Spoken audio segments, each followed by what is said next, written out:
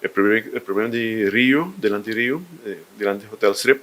nós temos um projeto, nós temos placa aprovada door de Economische Zaken e Governo e pronto nós vai start em destaque público para nós fazer a primeira fase de carretera de Eroskin Boulevard. Nessa fase aí nós temos tuberia de regulering novo, o retourleiding para a água que vai be tratada door de planta e nós temos geen waterafvoer, que é drenaje de agua para aguacero, para hora que llega, y den en punto específico aquí, ahora por el camino, si voy aquí perfil pendiente de camino, esta colga de dirección para Río. Den el proyecto nuevo de renovación, reconstrucción que se va a hacer, delante de Río, no está cambia pendiente para arriba.